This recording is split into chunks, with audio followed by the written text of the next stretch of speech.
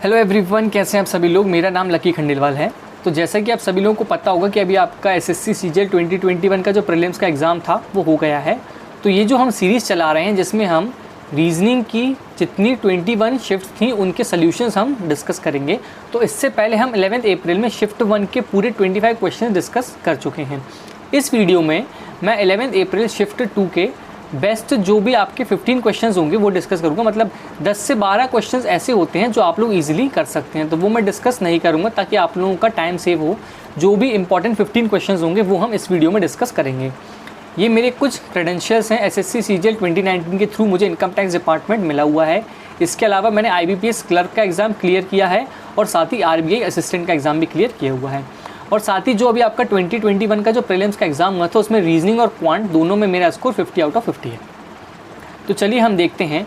जो हमारा रीजनिंग का फर्स्ट क्वेश्चन है उसमें आपसे ये पूछा गया है कि जो आपका नंबर 1 है उसके अपोजिट में आपको कौन सा नंबर मिलेगा। अब डाइस को सॉल्व करने का 2 से 3 तरीके होते हैं, मैं आपको बताता हूँ।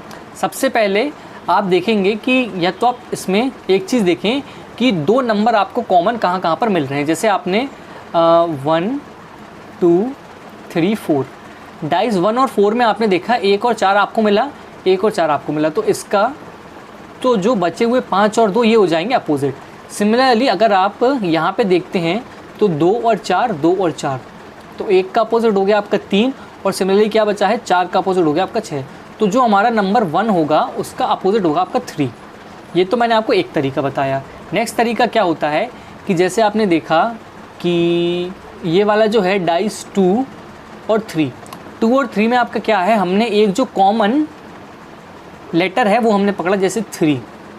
अब 3 से हम गए क्लॉकवाइज डायरेक्शन में, तो 3 से हम क्लॉकवाइज गए तो आया 4 और 3 से हम गए क्लॉकवाइज गए तो आया 6। तो यहाँ पे 4 का अपोजिट होगा 6 और 3 से अगर हम एंटी क्लॉकवाइज जाते हैं तो यहाँ पे आया 5 और 3 से अगर हम एंटी क्लॉकवाइज जाते हैं आया 2। तो ये हो गया 5 और 2। तो इस तरीके से मैंने आपको 2 तरीके बताए। अगर आपको 2 डाइस में 2 चीज़ें कॉमन मिल जाती हैं तो जो बचे हुए होते हैं वो अपोजिट होते हैं। ठीक है, मैं आपको दोबारा बता देता हूँ। जैसे आपने देखा डाइस 1 और 3 में आपको 1 और 4 में 1 और 4 कॉमन मिले, 2 का अपोजिट हो गया 5। लेकिन अगर आपको किसी भी डाइस में सिर्फ एक चीज़ कॉमन मिलती है, जैसे यहाँ पे आप देखेंगे 3 और 3 कॉमन मिलती है, तो या तो आप उसमें क्लॉकवाइज डायरेक्शन जाएँ, तो 3 से क्लॉकवाइज गए तो 6 का अपोजिट हो गया 2 और बचा हुआ क्या हुआ 5 का अपोजिट हो गया 5 का अपोजिट हो गया 2।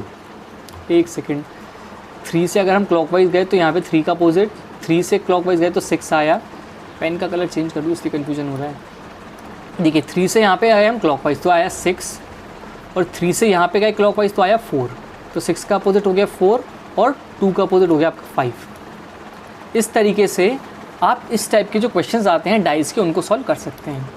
नेक्स्ट अगर आप देखते हैं तो यह है आपका नॉन वर्बल रीजनिंग का क्वेश्चन, जिसमें अगर आप देखें तो पहला जो फिगर है जिसमें आपको देखने को मिलेगा, मैं आपको ये फिगर समझाता हूँ प्रॉपर्ली। पहले जो फिगर है वो आपका 45 डिग्री पे एंटी क्लॉकवाइज रोटेट हुआ। ठीक है, यहाँ से वो गया 45 डिग्री पे, फिर 45 डिग्री से वो गया 90 डिग्री पे, फिर 90 डिग्री से वो गया 135 डिग्री पे, फिर 135 से वो जाएगा 180 डिग्री पे। मतलब जो एडिशन हो रहा है वो हो रहा है 45 डिग्रीज़ का। अब हम हमारे आंसर में देखते हैं कि हमें 180 डिग्री का रोटेशन कहाँ पर देखने को मिल रहा है। इस फिगर में आप देखेंगे, एक सेकेंड, इस फिगर में आपने देखा तो यहाँ पे आपको 90 डिग्री का रोटेशन देखने को मिलेगा। ये आपका 180 डिग्री हो सकता है, ये 180 डिग्री है, बट इसमें जो आपका ये एरो है ये नीचे की साइड पॉइंट कर रहा है, तो ये नहीं हो सकता। इसमें 135 डिग्री का है, तो जो आपका ऑप्शन बी है वो होता है सही आंसर। कुछ नहीं हो रहा है, जो फिगर है आपका वो 45 डिग्री, फिर दोबारा 45 + 45 90, फिर 90 + 45 135। इस तरीके से वो जो फिगर है वो रोटेट हो रहा है। ओके, नेक्स्ट है क्वेश्चन आपका 7 और 13 से आप गए 174 तक। तो आप सोचिए कि 7 और 13 से 174 तक आप कैसे पहुंच सकते हैं। तो अगर हम करते हैं 7 का क्यूब जो कि होता है आपका 343 और 13 का स्क्वायर जो कि होता है 169, तो 3 में से 9 गए 4 और आपका 13 में से 4 गए 7 और 2 में से होता है 174।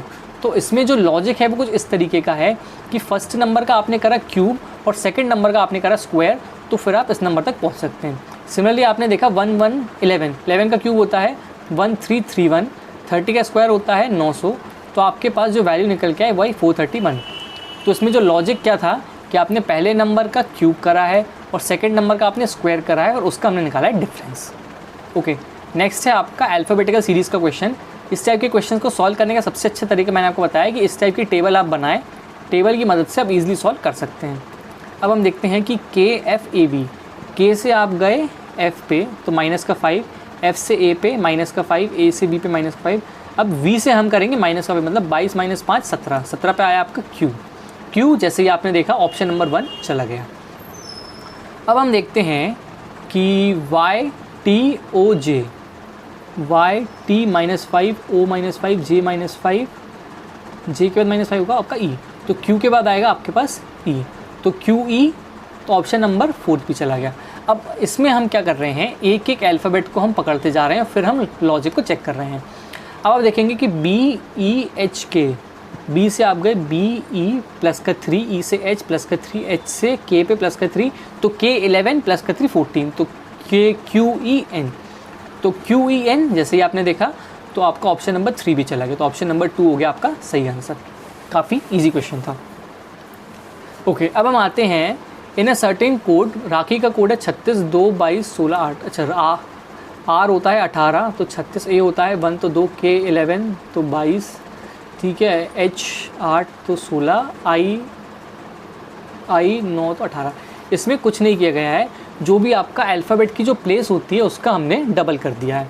अब हम देखते हैं मंजू M होता है 13 तो 26, A होता है 1 तो 2, 26 और 2 आपको सिर्फ ऑप्शन नंबर 4 में मिल रहा है, ये हो जाएगा हमारा सही आंसर। ऑप्शन नंबर 1 और 3, तो 1 2 3 सिर्फ हमने पहले के 2 चेक करे हैं और हमारे 3 ऑप्शंस एलिमिनेट हो गए। ओके, इसके अलावा कुछ भी अगर आपको है डाउट तो आप मेरे से इंस्टाग्राम पर कनेक्ट कर सकते हैं। ये है मेरा इंस्टाग्राम का हैंडल LUCKY_खंडेलवाल। आप चाहें तो मेरे साथ फेसबुक पर भी कनेक्ट कर सकते हैं, सेम गोस विथ ट्विटर पे भी कनेक्ट कर सकते हैं LKY फोटोग्राफी के नाम से। और अगर आप चाहते हैं कि आपको इस सीरीज़ का बेस्ट बेनिफिट हो तो आप क्या करिए, टेलीग्राम चैनल को ज्वाइन करिए, उसमें आपको जो भी इस क्वेश्चन का PDF है वो मिल जाएगा। पहले आप उस PDF को सॉल्व करिए, उसके बाद आप ये वीडियो देखिए। ओके, नेक्स्ट क्वेश्चन है 23 से आप गए 441 पे, तो 28 की वैल्यू क्या होगी। अब आपको एक चीज़ समझ में आई कि 441 क्या होता है, 21 का स्क्वायर। अब जो इसमें लॉजिक है वो है 23 - 2, उसका हमने कर दिया होल स्क्वायर। तो सेम अगर हम 28 पे जाते हैं तो 28 - 2 क्या होता है आपका 26, 26 का स्क्वायर 676। अगर आपको कुछ भी लॉजिक नहीं समझ में आता है तो आपने देखा कि यहाँ पे 441 आपका है एक स्क्वायर का नंबर, तो आप ये देखिए कि जो आपका आंसर होगा वो भी यहाँ पे डेफिनेटली एक स्क्वायर होने की जो पॉसिबिलिटी है वो काफ़ी ज़्यादा है। तो आप देखिए कि आंसर में आपको स्क्वायर का नंबर कहाँ मिल रहा है, जो कि सिर्फ एक है 676। मतलब अगर आपको लॉजिक स्ट्राइक नहीं हो रहा है तो आप इन तरीके के शॉर्टकट का यूज़ करके भी आंसर लगा सकते हैं। Okay, in a certain code her father is okay का कोड ये है, माय फादर इज कोड ये है। आपको कोड निकालना है ओके का। अब हम देखते हैं कि ओके का कोड हमें कहाँ कहाँ पर मिल रहा है। हर फादर इज़ ओके, तो ओके का कोड मतलब डेफिनेटली 6583 होगा। अब आप देखेंगे कि ऑप्शन में 6583 चारों ऑप्शन अवेलेबल हैं। अब हमें निकालना है ओके, तो हम बाकी के कोड को एलिमिनेट करेंगे।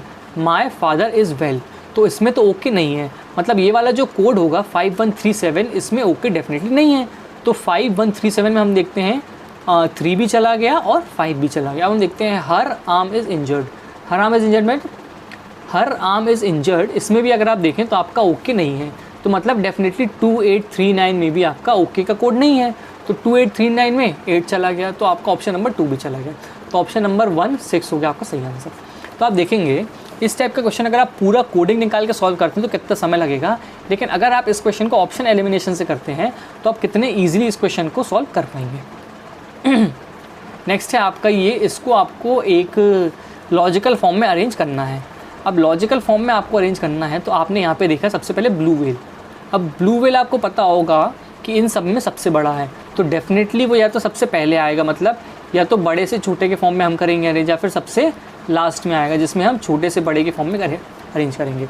अब हम ऑप्शंस में देखते हैं सबसे पहले या लास्ट में हमें 2 नंबर कहाँ पे मिलता है। आप देखेंगे ऑप्शन नंबर 1 में कहीं नहीं है, ऑप्शन नंबर 2 में नहीं है, ऑप्शन नंबर 3 और ऑप्शन नंबर 4। तो डेफिनेटली ये वाली जो सीरीज़ है ये छोटे से बड़े के फॉर्म में है।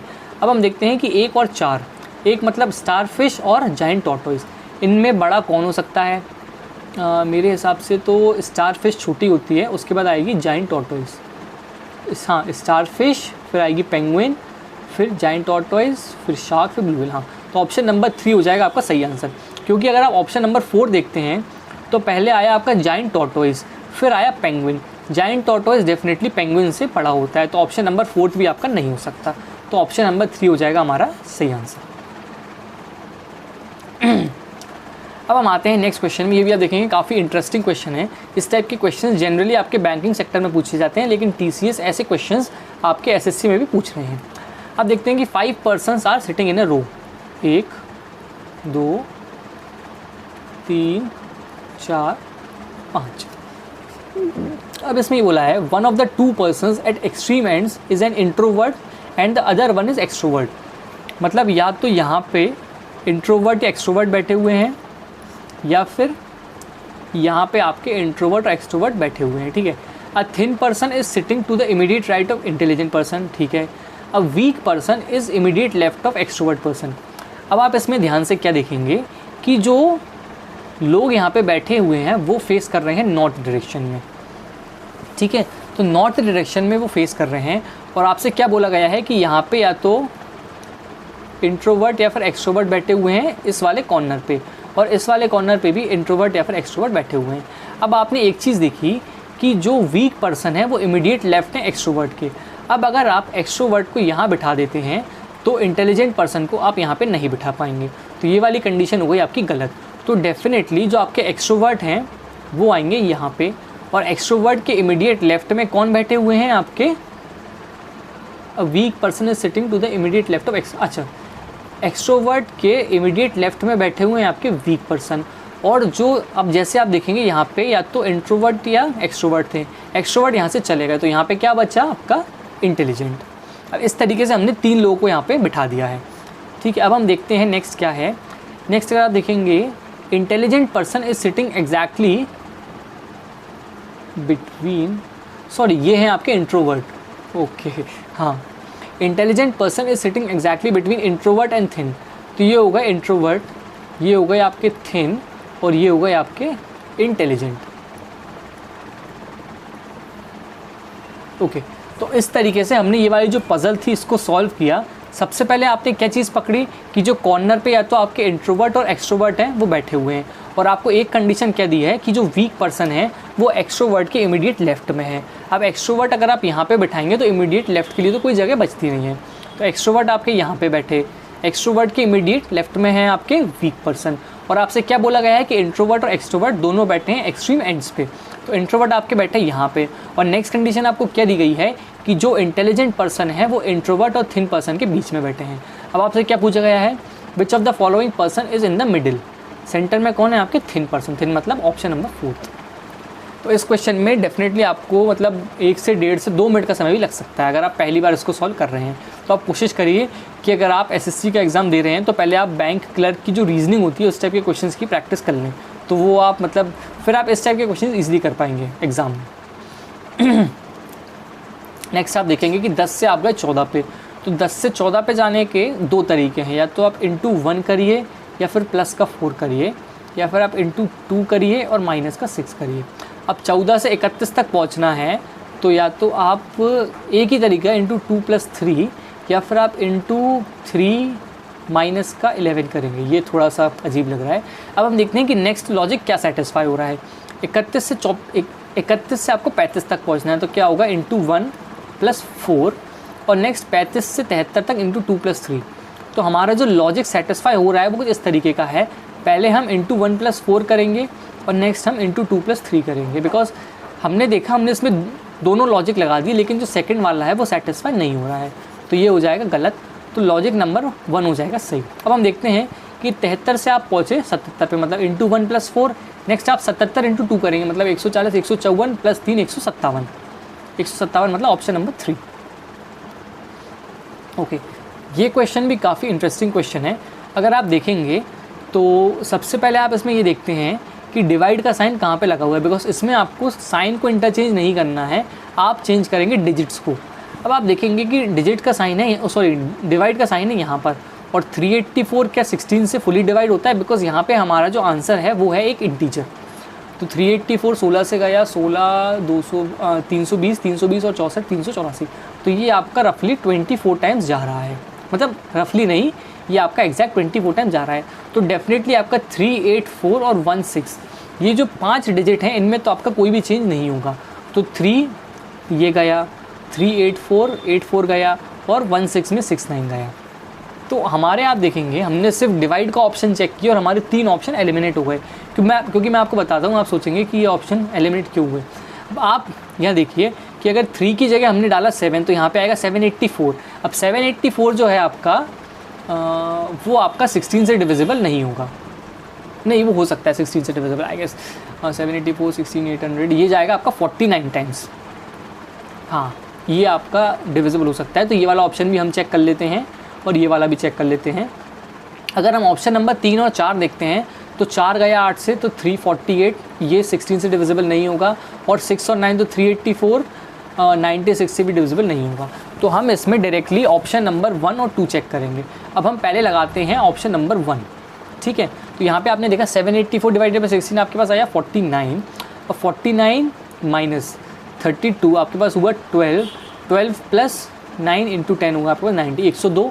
तो ये नहीं हो रहा, तो ऑप्शन नंबर 1 भी आपका चला गया, मतलब 3 ऑप्शंस इसमें आपने एलिमिनेट कर दिए हैं।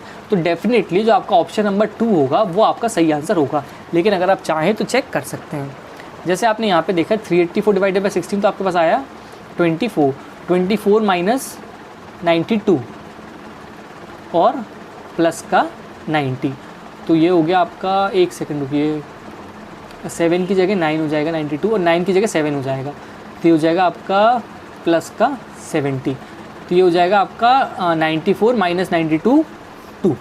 तो जो आपका ऑप्शन नंबर 3 है वो हो गया सही आंसर। ओके, नेक्स्ट वाला जो क्वेश्चन है ये भी आपका एक अल्फ़ाबेटिकल कोडिंग का है क्वेश्चन, जिसमें अगर आप देखते हैं तो पटेल्स का कोड आपको ये दिया गया है, आपको कोड निकालना है नेक्टर का। अब आप देखेंगे कि PATELS, बिकॉज ये क्वेश्चन काफ़ी अच्छा है इसलिए मैंने इंक्लूड किया है, BQFUTM। ये वाला जो क्वेश्चन है इसमें जो आपकी कोडिंग की गई है वो कुछ इस तरीके से की गई है, इसलिए मैंने क्वेश्चन इंक्लूड किया। देखेंगे P का कोड हो गया Q, मतलब P में हमने +1 करा, A का कोड हो गया B +1 करा, T का कोड हो गया U +1 करा, E का कोड हो गया F। लेकिन जो क्या हो रहा है, जो पहले के 2 हैं उनको कोडिंग करके हम स्वैप कर रहे हैं। जैसे आप देखेंगे हमने कोड करा यहाँ पे नेक्टर का, ठीक है, तो N का कोड हो गया आपका M और E का कोड हो गया आपका F, सॉरी N का कोड हो गया आपका O। तो जो आपके पहले के 2 निकल के आ रहे हैं वो हैं FO, तो ऑप्शन नंबर 4 चला गया आपका। नेक्स्ट है आपका CT का C का कोड हो गया आपका D और T का हो गया U, तो नेक्स्ट हो गया आपका UD आपको यहाँ पे मिल रहा है सेकंड में, तो ये हो जाएगा सही आंसर। ऑप्शन नंबर 1 गया, 3 गया, 4 गया। कुछ नहीं करना है, जैसे आपको कोडिंग लिखेंगे तो C का कोड आप यहाँ लिखेंगे और T का आप ऐसे लिखेंगे, मतलब इस फॉर्म में लिखेंगे आप कोड, ठीक है। नेक्स्ट है आपका क्वेश्चन 16 से आप गए 33 पे, तो आपने देखा 16 से 33 करेंगे तो ये हो जाएगा आपका इंटू 2 + 1। 33 से आप गए 100 पे, 33 इंटू 3 होता है आपका 99, प्लस का 1 हो गया 100, 100 इंटू 4 हो गया आपका 400, प्लस का 1 401। नेक्स्ट हो गया आपका इंटू 5 + 1। तो जो आपका लॉजिक चल रहा है वो into 2 + 1 into 3 + 1 into 4 + 1 into 5 + 1। Okay, तो 400 इंटू 5 होगा आपका 2000, 2005 + 1 2006। ओके, नेक्स्ट है आपका क्वेश्चन ओके, ये काफ़ी अच्छा क्वेश्चन मैं कहूँगा, जिसमें आप देखेंगे कि जिसमें आपको नंबर्स को तो इंटरचेंज करना ही है, उसी के साथ आपको जो साइन है उनको भी आपको चेंज करना है। तो इसमें हम सबसे पहले अगर हम देखते हैं, हम साइंस पकड़ते हैं। साइंस अगर आप देखेंगे कि इंटू की जगह हमने लगाया डिवाइड, ठीक है, इंटू की जगह हमने लगाया यहाँ पे डिवाइड, तो 48 डिवाइडेड बाय 16 हो जाएगा आपका, ठीक है, ये भी हो जाएगा, और 24 इंटू 16, तो ये जो आपका है ये काफ़ी ज़्यादा आएगा, बिकॉज यहाँ पे है आपका 195, और यहाँ पे हो जाएगा आपका 24 इंटू 12, नहीं, ये शायद हो सकता है। तो आप देखेंगे आपने यहाँ पे करा 24 इंटू 12, तो आपके पास आया 288 माइनस का 96, और यहाँ पे हमने प्लस का करा 48 डिवाइडेड बाय 16, तो ये हो जाएगा आपका प्लस का 3। तो 288 प्लस 3 291, 291 माइनस 96 194। हाँ, ऑप्शन नंबर 1 लकीली सेटिस्फाई कर गया, तो हम कहेंगे कि ये हो जाएगा हमारा सही है। बिकॉज इस टाइप के क्वेश्चंस में आप कुछ नहीं कर सकते, आपको डायरेक्टली एक एक ऑप्शन डाल के ही चेक करना होगा। अब मैं आपको बताता हूँ मैंने क्या किया। मैंने पहले यहाँ पे जो साइंस थे उनको चेंज किया, इनटू की जगह हमने करा डिवाइड, और डिवाइड की जगह हमने करा इनटू, और 16 की जगह हमने करा 12, और 12 की जगह हमने करा 16। क्योंकि यहाँ पे हमने डिवाइड के बाद 48 डिवाइडेड बाय 16 हो रहा था, इसलिए हमने इस क्वेश्चन को सॉल्व किया। अब 24 इंटू 12 240 और 48, तो 288 माइनस का हुआ आपका 96, और यहाँ पे प्लस का हुआ आपका 3, तो 288 प्लस 3 291 माइनस का 96, तो ये हो जाएगा आपका 1 195 हो गया आपका सही आंसर। तो इस तरीके से हमने जो CGL 2021 में 11 अप्रैल की शिफ्ट 2 के भी जितने अच्छे क्वेश्चंस थे वो डिस्कस कर लिए हैं। इसके अलावा कुछ भी आपको डाउट है तो आप नीचे कमेंट कर सकते हैं। वीडियो को लाइक करिए, चैनल को सब्सक्राइब करिए। Thank you very much.